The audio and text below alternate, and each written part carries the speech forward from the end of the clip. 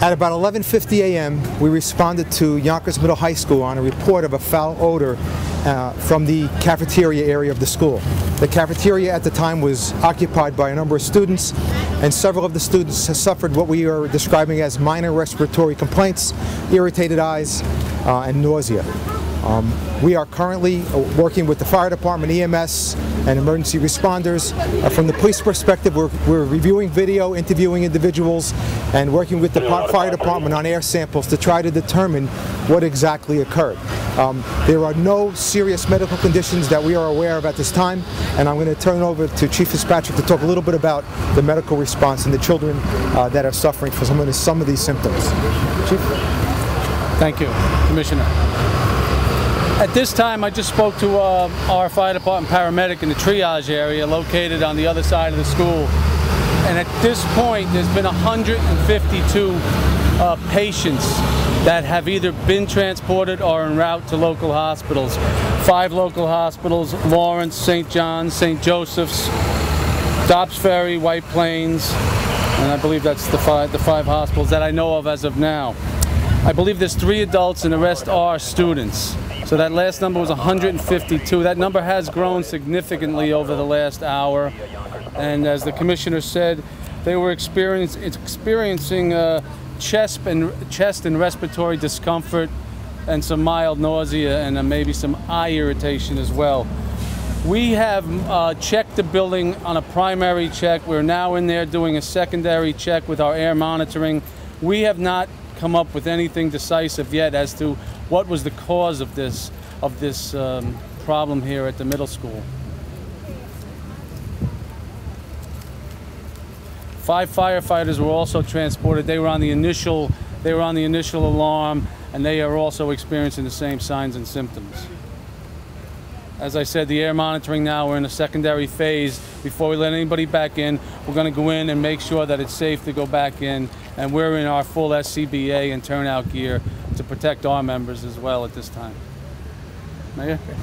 We certainly have the finest first responders, as you know, around, and that's what we're experiencing here today. We want to make sure that obviously every parent knows where their child is, and that they feel confident that matters are under control here, and that they also know that at this particular point, at least from what I've been told, there are no serious injuries, but it's still something that's under investigation, and obviously we'll find out in the very near future what the cause of this was, and we'll go from there. So I know that the captain is here with Empress, who took many of the young people to the hospital, and might want to at least discuss with him some of the symptoms and the wherewithal of some of the people that went to the hospital. Cap. Thank you. I think that, as the Chief mentioned before, the most important thing to remember here is that all of the children that were transported to the hospital, some 150 or so total transported, were all very minor complaints. We've spoken to the hospitals that they were all transported to. They haven't offered any additional information as of yet to indicate anything more serious than a little bit of nausea, a little bit of burning or irritation in the throats, or a little difficulty breathing. The most serious patient was a child with a pre-existing asthma condition that may have been exacerbated by the incident itself, but he also was treated and is feeling much better right now. Questions? Can you talk about the decision to 150 kids sent to a hospital? Sounds like an extremely high number for a minor condition. Did somebody make a decision that each and every one of these kids is going to be checked? Was there an abundance of caution here, or who made the decision to send everybody to the hospital? The medical personnel triaged the children, but I can tell you that the majority of the children did not have any symptoms, but were sent to the hospital to be examined to ensure that they were okay. I know the cause hasn't been determined. You said reviewing video or from the cafeteria. Could it be something that a kid, like a snake bomb or something, or is it something from the building, gas, or some sort of odor mechanical from the building?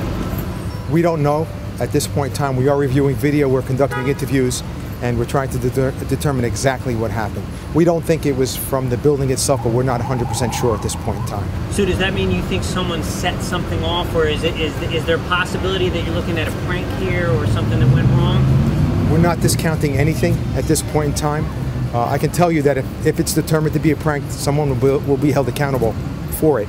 But again, we're still in the initial stages of the investigation and conducting interviews. And was it limited to the cafeteria, or was it throughout the whole building? Those that were primarily experiencing these respiratory issues, were they in the cafeteria? To speak to your earlier question as well, there is approximately 17 or 1,800 students here. So even though 152 is a lot, it's significantly less than the entire student population. You said out of 700 students? 1,700 between the two schools. So 152 is a very high number, and it causes us a lot of concern. But it's compared to the entire enrollment, it's not quite as large as one may think. And I believe it was contained to the cafeteria area on the information I have so far. Were they all middle school students, or was it a combination of middle and high school, you would say? I believe they were ages 11 through 14 approximately. There may be one either way, but that's the bulk of the ages I got. Is there a separate middle school cafeteria, or do the middle school kids use it at a different time in the high school? Doctor from the school board. I'm Dr. Edwin Quesada. I'm the Deputy Superintendent for the Yonkers Public Schools. It's one school. It's a 7 through 12 school. We have approximately 500 middle school children.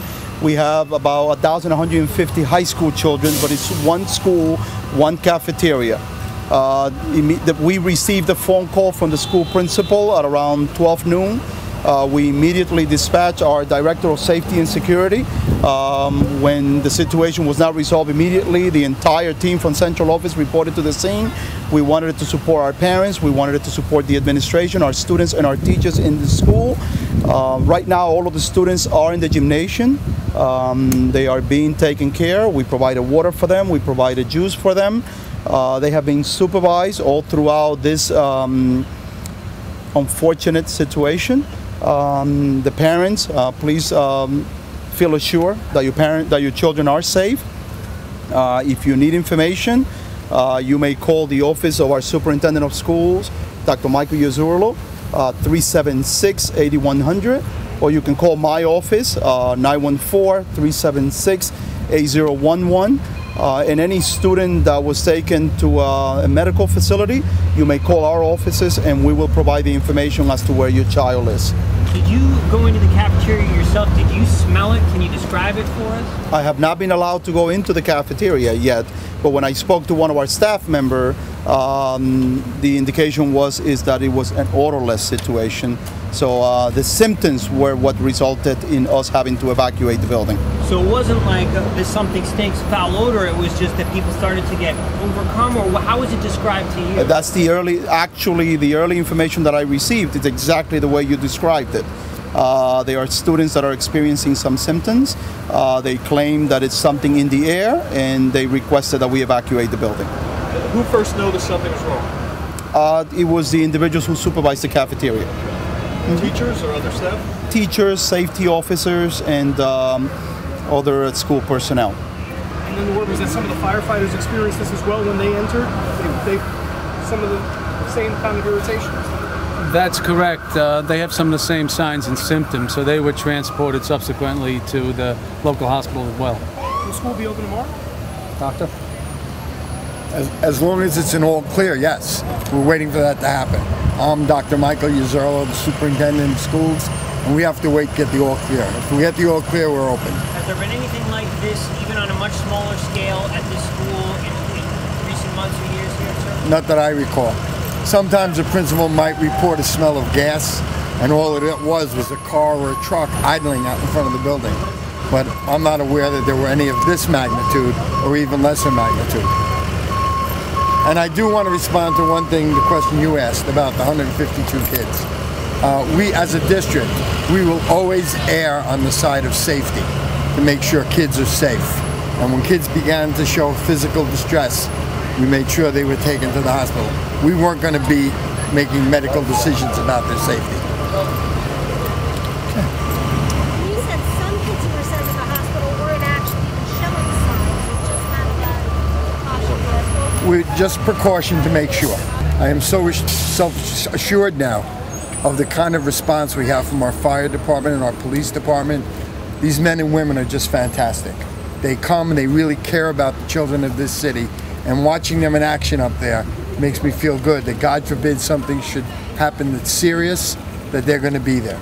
So my thanks to the fire department, to the police department, for the EMS workers that responded, and as you can see, to our mayor, who is always here to support the schools. Thank you.